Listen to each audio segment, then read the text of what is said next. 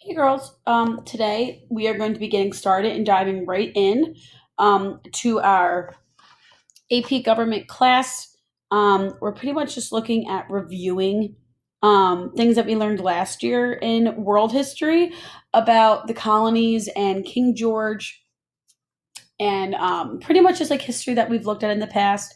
You guys have learned this in grade school and you learned it a little bit last year too. So we're going to kind of whiz by this to get into the really good stuff. So hang on tight. Um, Email me with any questions and really just try to follow along and make sure whether you are taking notes in your copybook or on your laptop, please make sure you're taking notes. You are going to submit these notes to me as part of your virtual classwork today, along with a couple of other things I want you to do, including a worksheet. So let's get started. King George III, okay, he stunk. Basically, in the 1770s, this guy rules the 13 American colonies. Parliament passes a couple tax laws, and this really aggravates the leaders of the 13 colonies. Um, they decide that they're so angry about these taxes that they are going to challenge the authority of Great Britain over the colonies. Who inspired the colony's leaders to rebel against King George? Philosophers from the Enlightenment age. If you guys remember the Enlightenment age, the Enlightenment challenged beliefs. They believed the Enlightenment thinkers believed in natural God given rights and the social contract between a democratic government and the people. That's John Locke, my favorite professor. He is framed in my room, as you guys probably have seen. Um,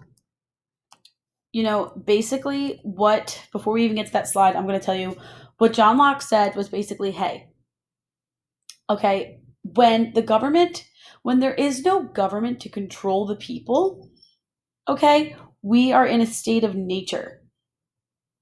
And when we're in a state of nature, there are no laws that keep us protected.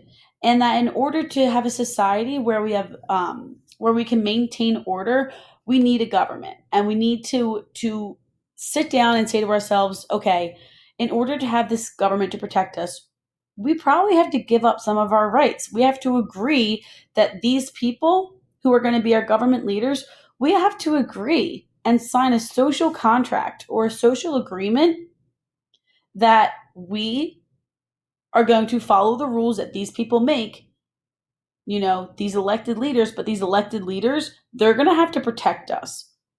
Okay, so it is an agreement, okay, between the government and the people. And the government's job was to protect the natural rights of the people. And natural rights are life, liberty, and the right to have property.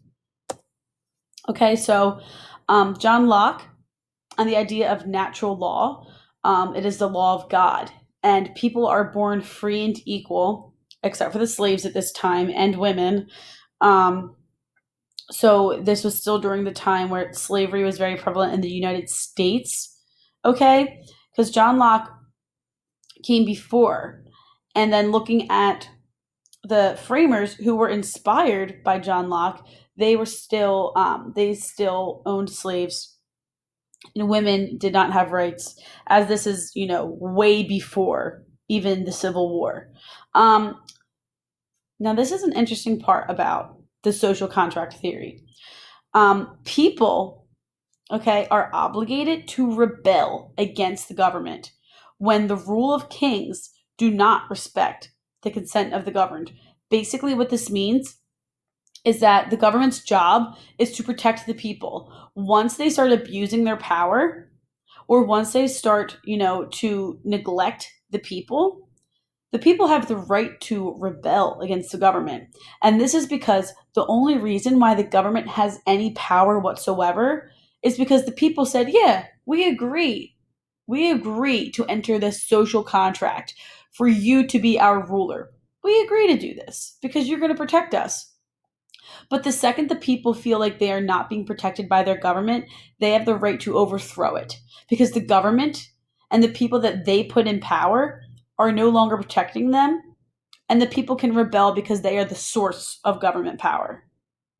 right? Power with the people. Okay, so let's check out this quote by John Locke. All men by nature are equal, in that equal right that every man hath to his natural freedom, without being subjected to the will or authority of any other man, being all equal and independent. No one ought to harm another in his life, health, liberty, or possessions. Basically, John Locke is saying that every single person has the right to life and they should not be killed for any reason, and that each individual is allowed to have property. They have the right to live a healthy life and to establish their possessions and be a free man. And he thinks that in order for people to maintain these natural rights, we have to have a government to protect them. These rights were given to us by God, and every man has them, but we need the government to protect us with them. Uh, John Jacques Rousseau and the social contract. This was influenced by John Locke. So John Jacques Rousseau comes up with this afterwards. And he basically says that free and equal people um, to abandon certain rights and natural rights in order to find freedom in a single political body. So basically, think about it like this, girls. Um, what Jean Jacques Rousseau is saying is that the people give up some of their rights in order to be free and in order to be protected by the government. So just read this over one more time in your head because I know it's a little bit confusing.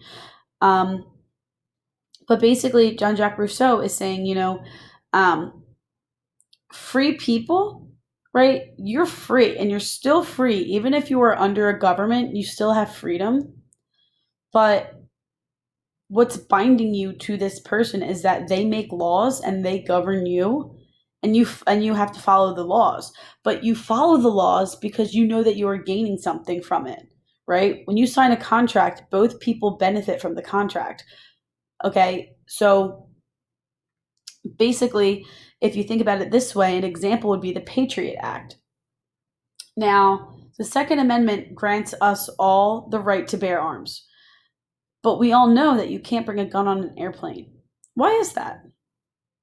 You can't bring a gun on an airplane specifically, or you never really could, but there are so many restrictions about flying, like identification processes, searches, bag checks.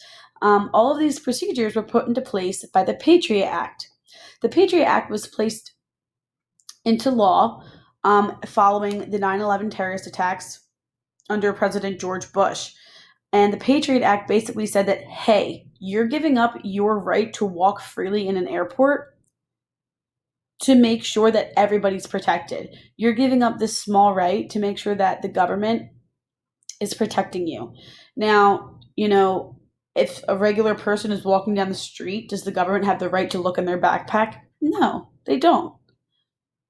But the Patriot Act is an example where people give up some rights to maintain safety and freedom in a political body. All right, now we have Montesquieu. So, similarly to Rousseau, he recognizes that the government has a lot of power, and he argues that the government should separate their powers so that one branch doesn't become too strong, right? We have to limit the powers that the president has, or else we're going to be in the same situation as King George, where King George was exercising all of this power and taxing the colonies when they weren't even represented in government. Right? No taxation without representation. So basically, Montesquieu argues for the separation of powers in government, and he separates these powers into executive, legislative, and judicial branches. And this is a direct inspiration for the way that the United States government is set up today. So the sun never sets on the British Empire. North American colonies are full of resources that can benefit the British Empire. Maintaining a far-flung empire required a lot of money. Britain did not necessarily have all that money because of the French and Indian War. So their first attempt was to gain more revenue by taxing the colonies. They said, oh, we have a good idea. How about we just tax the colonies? Absolutely not. They did not have that, and they protested because They were selling sugar, stamps, and tea, and highly taxing the colonies. And the colonies are saying, we don't even have any representation in Parliament to even vote this down or to have any say. We're not being represented in government, so why does Britain still have the right to tax us our goods when they're not helping us at all over here? That's the mentality. Okay. If we check out um, this map, right? Um, we see Florida's over here. Okay. The 13 colonies are over here. Here's Canada, Newfoundland, and Britain's all the way over here. Now, Britain's all the way over here, and they're collecting money from the 13 colonies, and there's no representation from the 13 colonies over here in Britain. Like I said earlier, no taxation without representation. Some colonies oppose the taxes because it doesn't make sense on an economic basis. Why are we spending money and putting money into, that takes away from our economy to fuel Great Britain's economy when Great Britain isn't offering any relief to them whatsoever or any programs to them whatsoever?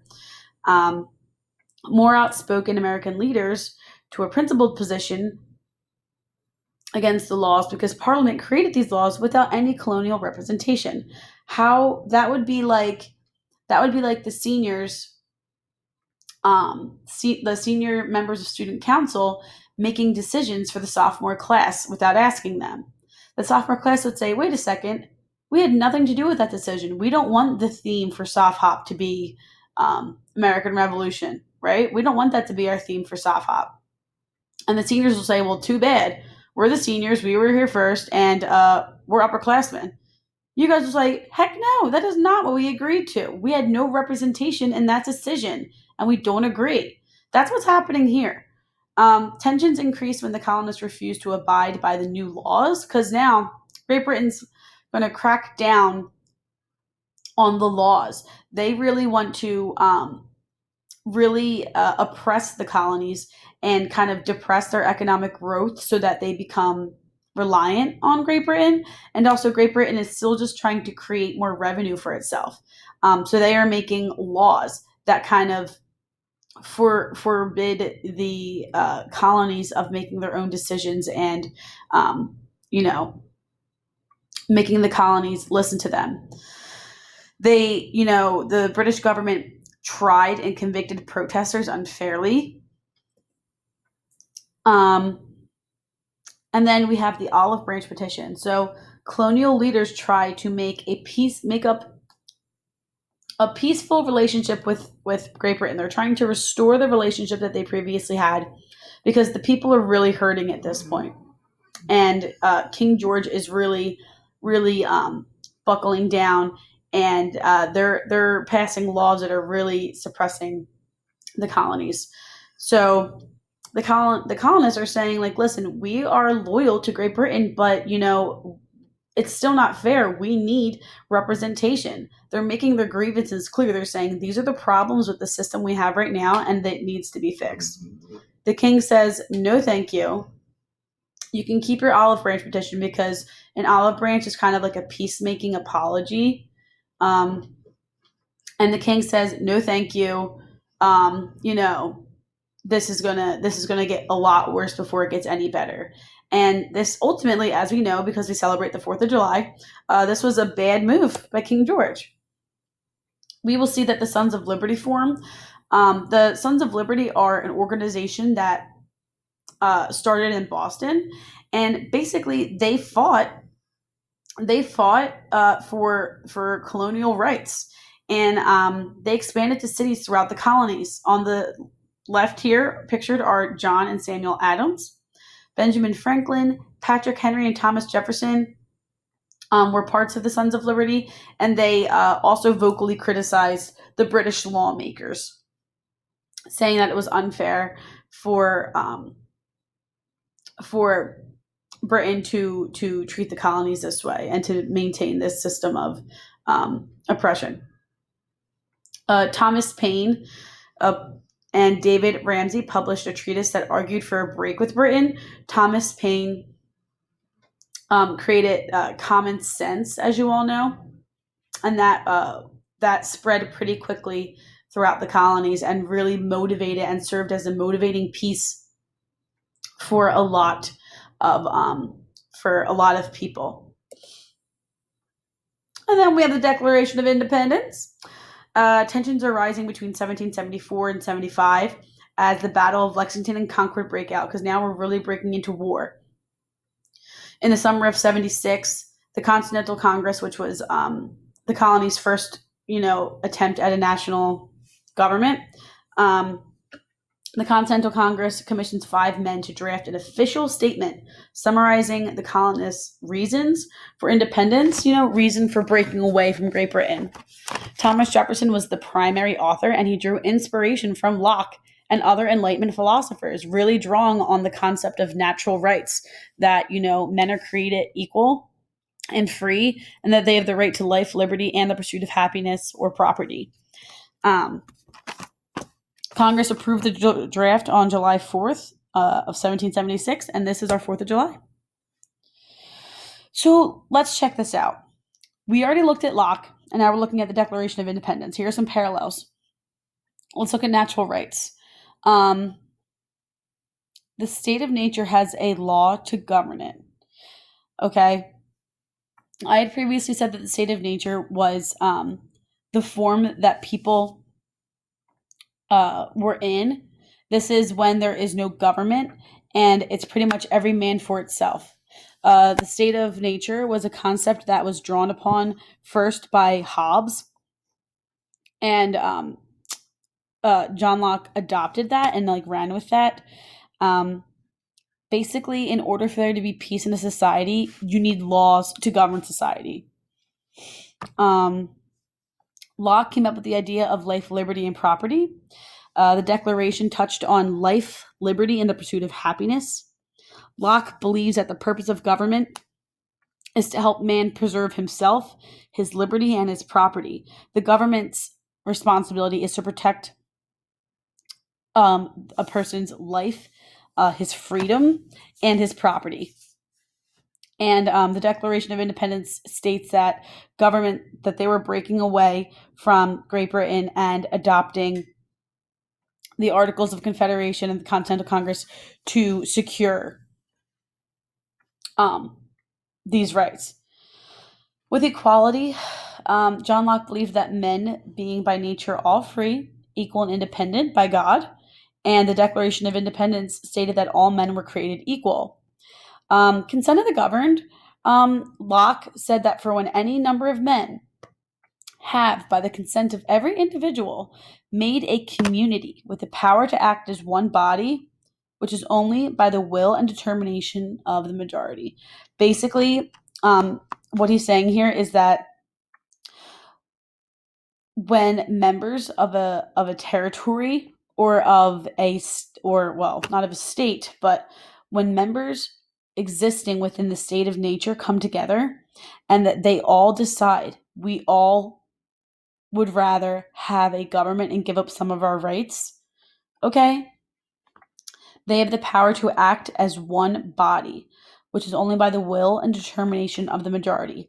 So the people are giving direct power to their leaders, saying, you can lead us, we give you consent, you are our leaders. This is the same concept where, once the government fails to protect the people, they can rebel. This is the same thing.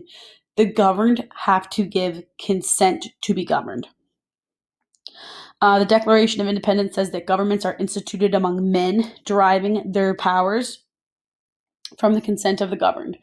Okay, so basically this is saying that in order for a government to even be legitimate, the people have to agree that they want to be under rule.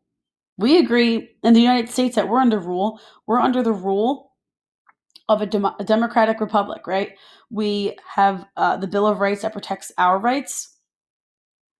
But we also decide that, if I decide to steal somebody's laptop, I can get in trouble. If I rob Dunkin' Donuts, there are consequences that I'm going to pay in order to do that. Why? Because the state has authority. The government has the authority to do that because we all agree to live under a social contract that says, hey, in order for us to be protected from each other and from, the brutality that men are in the world, right? In order to be protected from this, we're going to give up some of our rights. I can't just go around stealing stuff, but then people also can't steal my stuff. That's how it works. Consent of the governed. We give consent to be governed. Okay? With Locke, we see that he believes in limited government, this concept. He says that absolute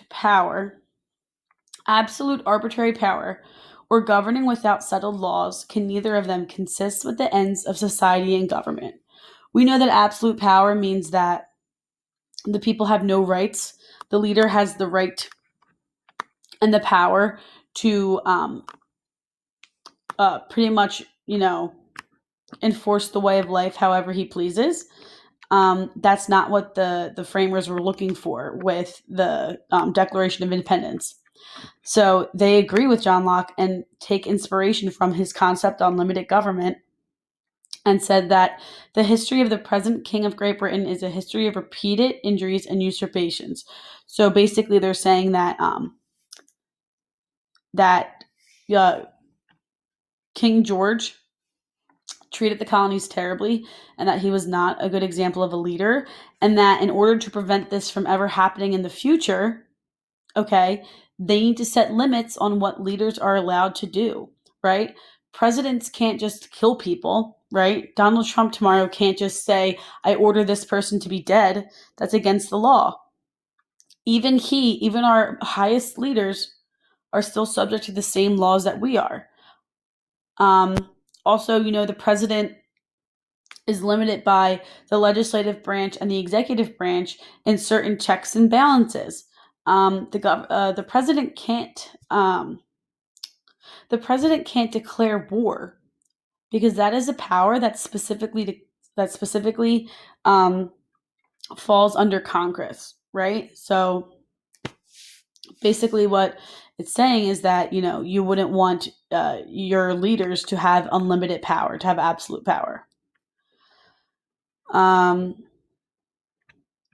The right to revolt. The people shall be the judge. Oppression raises, ferments, and makes men struggle to cast off an uneasy tyrannical yoke. Basically, if the government begins to turn against the people and no longer protect the people, they have the right to reject and rebel against this government and start from scratch.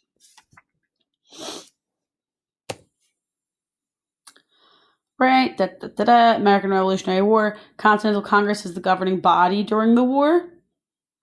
Obviously, the Continental Congress isn't still around today, but they began to formalize their ideas for a permanent government. We have General George Washington crossing the I thought he was crossing the Delaware, but he's defeating the British at Yorktown, Virginia in 1781. And then ultimately there's official peace treaty that is negotiated in 1783 with the Treaty of Paris. I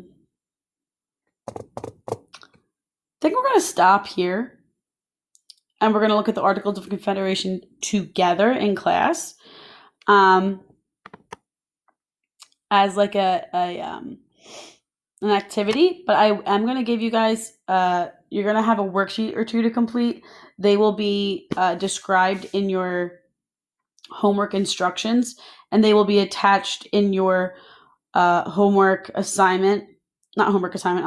your classwork assignment, and they will also be found in class materials. So please look for those and make sure that you complete them and submit them to me. Make sure that you also please submit your notes that you took today. Please make sure that you go back to the beginning. Okay, please make sure we're getting the main ideas down here. Like, for example, here we're talking about how King George was an unfair leader, and he totally had power over the colonies. Please mention that, the philosophers from the Enlightenment age had a major inspiration on the colonies' leaders, as the Declaration of Independence was almost might as well have been written by them, because their inspiration was so great that the framers actually used a lot of their ideas as a premise to break away from Britain, right? Make sure you have notes on John Locke, notes on Jean-Jacques Rousseau, on Montesquieu, and kind of have like an idea of, how things started, turning for the worse. Okay. And these two tables are super important too. We're going to talk about these in class again. Okay. So please email me with any questions or concerns. Make sure if you have any questions, jot them down on your notes, and we can even go over them in class together. And those survival guides are actually in your class material. So if you wanted to take a look at them to see what the girls from last year had to say about the course, and to see what they thought you guys should specifically know moving forward, I think that would be a really great idea. Yeah, so good luck with your first virtual classwork assignment, and please let me know if there's anything I can do to help you.